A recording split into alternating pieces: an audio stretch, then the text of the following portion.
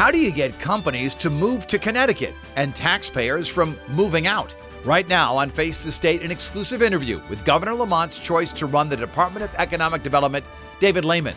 But some have concerns about his Wall Street roots. So will lawmakers approve the former Goldman Sachs executive? We'll ask him. And we'll ask State Senators Matt Lesser and Kevin Kelly. Plus, will Bradley Airport become Hartford International or something else? And how can the airport get more flights and lower fares? Airport Director Kevin Dillon is with us today. Our flashback, flying the friendly skies into Connecticut in the 1960s. It's all straight ahead this Sunday, March 10th, 2019.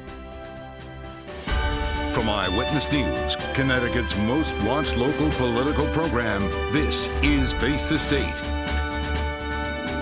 Good morning. It's 8:30. Thanks for watching Face the State on this Sunday morning. I'm Dennis House. We begin today with the governor's choice to be sort of a business czar, to head up the Department of Economic and Community Development in our state. He is David Lehman, who has a Wall Street background, and that's part of the controversy that has been following you the last couple of days. Mr. Lehman, thank you for being with us on the program. It's great to be here, Dennis. Thank you. So the Senate President Martin Looney came out and said he had some concerns about where you used to work, and you worked for Goldman Sachs, which is sort of that villain name from the economic collapse of 2008. What's your response to that? Sure. So the financial crisis, very complex and obviously a very difficult time for all in Connecticut and beyond. And all financial institutions like Goldman Sachs played a role in that, and especially if they were involved in the mortgage markets, as Goldman and others were going up into that. So what I've told Senator Looney and what I've told other legislators is it's important that we discuss my background and that everyone is comfortable with that, because making sure there is a level of trust with me and the role that I hope to do for the state is really important. So for me to be effective, I need to have that trust with legislators. There are some who are saying, what did he know and when did he know it about certain things that Goldman Sachs did during the collapse? So how much did you know about what Goldman Sachs was doing? I mean, you're a partner, so obviously you're very involved. Sure. And I've addressed those questions with the Senate head on, and as well as some of the articles that have been written in terms of what I knew. And the short answer, Dennis, is I did not have a crystal ball. I didn't know which way security prices were going.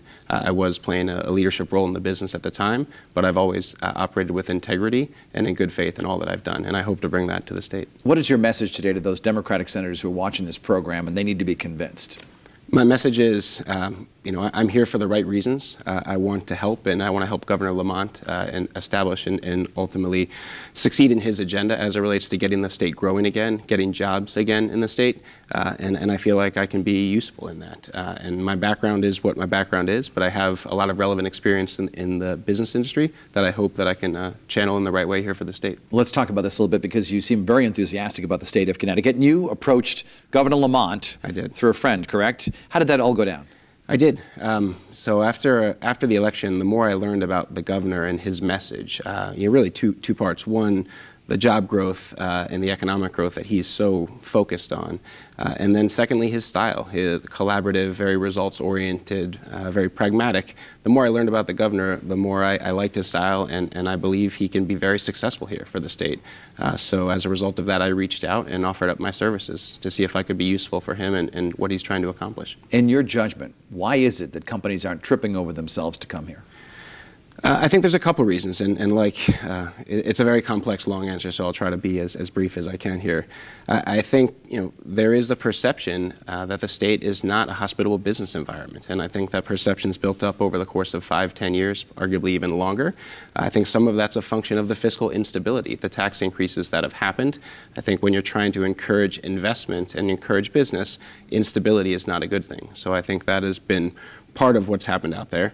I also think when you look at the state, you don't have a big city. And you look at some of the migration trends in particular of young people, they've gravitated towards big cities. So places like New York, Boston, San Francisco, I think it's going to be important for the next 25 years that the state makes the right investments in our cities, because I think that will be important that we have those types of growth engines for the economy. Which cities do you see as underutilized right now?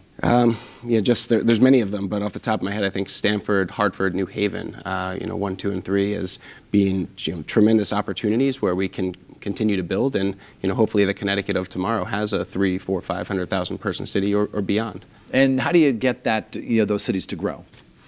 So it will take a long time. I think it's the right type of planning and investment. You want to create a community, and you look at what WeWork's doing in office space as an example, but you want to create a community where you can have people that want to live, work, and play, that they want to be able to walk in the street, they want to be able to grab a coffee. That type of environment is very attractive to many. So I think we need to make sure that our cities have those types of investments where you can see people, or colleagues, people that work in other businesses, and you can have a sharing of information, and that can be contagious. As you know, we've had an out-migration problem in the state with Yes. people moving out. Many of them go to Florida for tax reasons, or Texas, or places like that. What do you say to those who are watching right now who are thinking, you know what, I don't want tolls, I don't want more taxes, I'm going to go to Florida? Yeah, I think the message is simple. We're going to change the environment here, where it's going to be one of optimism and growth and jobs. And ultimately, that narrative, it's important that it's changed, and we want to change the policies behind it. But ultimately, that kind of growth will be contagious, in my opinion. And ultimately, people are going to be part of that type of growth and that kind of activity. And I think that will stem some of that migration. And Connecticut will be a place that people want to live, they want to retire, and they want to be. As a business leader, do you support tolls coming here? Yes, I do. Why is that? I think tolls, and again, complex issue, but to sum it up, I think, tolls, if you look at other states around us, and it is a very competitive environment in terms of where you can live, where you can work, other states do have tolling in place. And the fact that a portion of those tolls are paid for by out-of-state residents, I think that's important as well. It effectively, you have a subsidy from out-of-staters for the tolls, and the use of our highways, the use of our bridges, it has a real impact on them, and it costs a lot of money to keep it up to snuff. In particular, the New Haven rail line, I think, is a real asset of the states that has been neglected, and having the right amount of money to make the right investment in the New Haven line is terribly important. You talk about it'd be great to have a city that 400,000 or 500,000 people. Or more. And if you look at like Hartford and its surrounding suburbs, you sort of have that figure, Yep. But they all have individual governments. And Connecticut's a very antiquated system in terms of, they all do their separate thing. Yep. How do you get them to work together and perhaps become one city? No, I think so. I just want to be careful. There's two issues. I think the kind of urbanization trend that I think is happening, I think you need to have, in a fairly dense area, a significant amount of people to create that culture and that environment, that vibrancy that I think is important. In terms of lots of different cities with their own independent governments, Connecticut's a very independent place, and I think that's one of the things that I love about it, and I think many people love about it.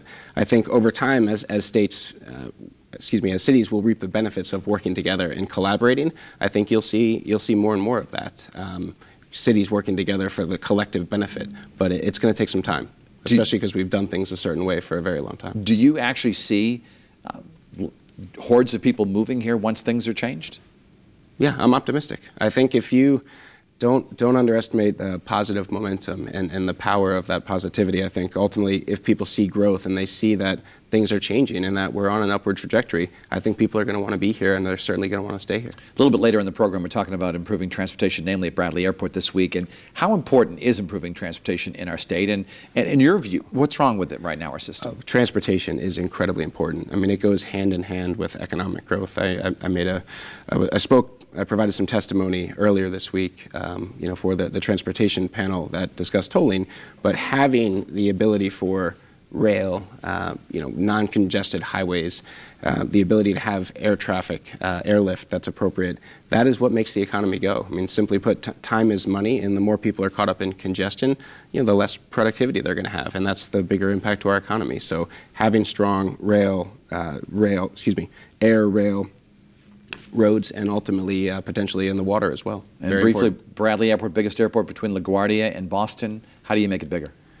I think you increase the access to the airport, and you increase the attractiveness of it. So I think more nonstop flights, more options there, and the easier it is to get to that airport and the less total time it takes to get on the airplane and in the air, the better. And that'll make Bradley a success. So the Lehman doctrine is better transportation, bigger cities. What else? I don't want to take up your whole program here, but I think one of the other things in the state that's we really want to use as an asset is our higher education.